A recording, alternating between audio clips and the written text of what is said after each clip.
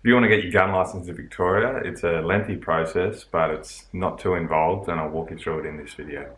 If you're wanting to get your gun license in Victoria, they've recently updated the whole system, so now the AB category firearm license forms are all online in the Victorian e-portal service.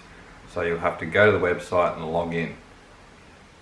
Since I first started this video, this is a recent development. The steps are all the same, but you'll have to do it all online. So you should still be able to follow along with the video and take the same answers and supply the same evidence and genuine reasons, and you should be good to go. Let me know if there's any difficulties and I'll be happy to help. Go here, click here, put in your details, and it'll look a little bit different on the form, but it's in relatively the same format. Click here and press next.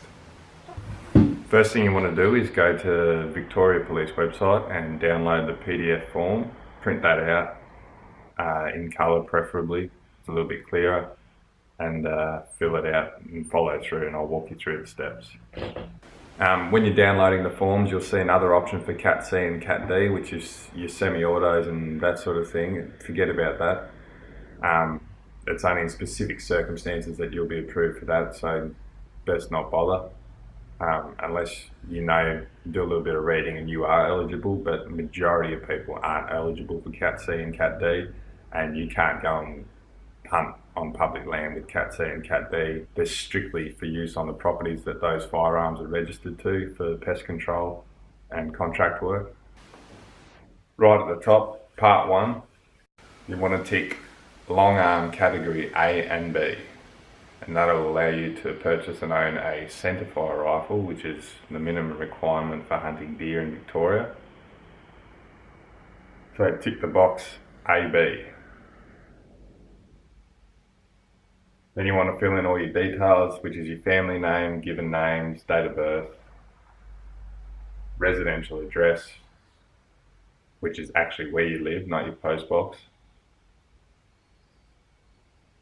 phone number and contact details.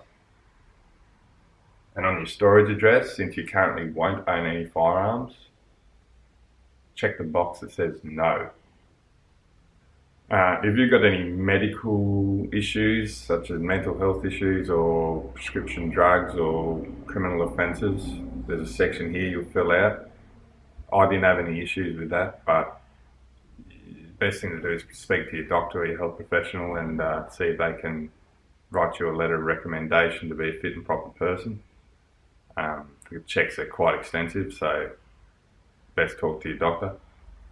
And any previous criminal offences or family intervention orders, you can go to the court and seek to be removed from the prohibited persons list, depending on the case, of course. Because if you've got prior convictions, you probably won't be allowed to have a firearm. To obtain a firearm licence in Victoria, you'll have to sit a long arm safety course. Look that up on the website, I'll put a link for that. They run a few a year, so you might have to wait a month or so to get in. They're run by volunteers and some of them are better than others. If you're unfamiliar with firearms, there's a great source of information provided by the Game Management Authority of Victoria. They released a book to all game licence holders, but it is available for download in PDF form.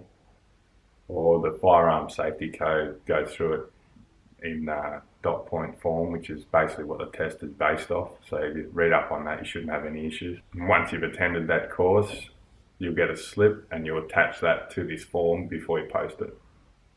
And you'll need 100 points of identification, which is your passport is 100 points, I think, licence, Medicare card, healthcare card, just various bits of plastic that identify that you are who you say you are. Probably the hardest thing to find on this form is you need a referee that's listed in the table below.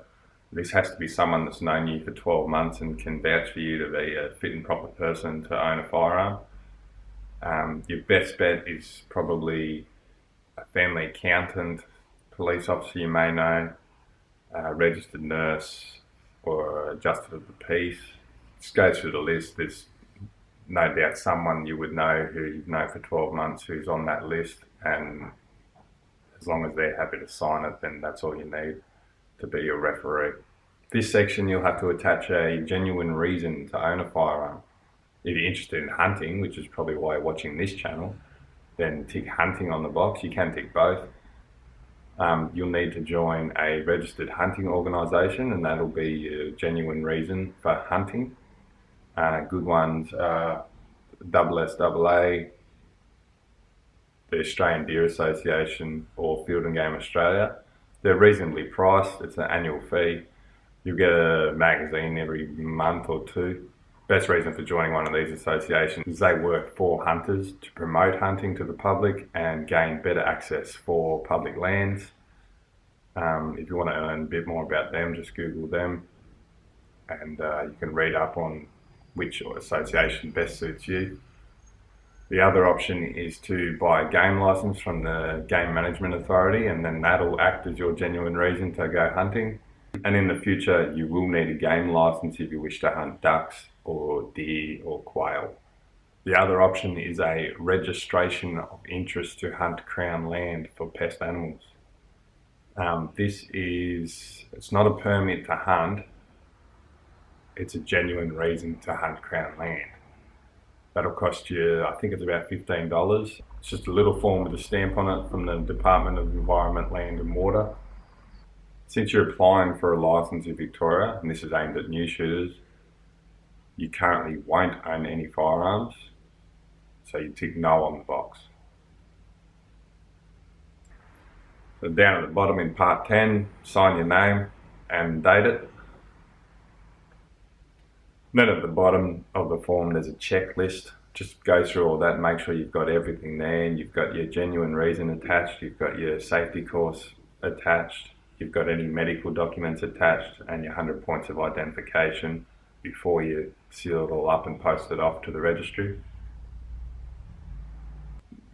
Following that, you'll get a letter to go and get your photo taken at the post office, and then you'll send that to the registry, and then they'll send you a bill, which I believe you can BPay now. You used to have to take cash to the Westpac bank, but now you can pay it online. And then 28 days later, your license should be approved, and then it's just a matter of waiting for it in the post.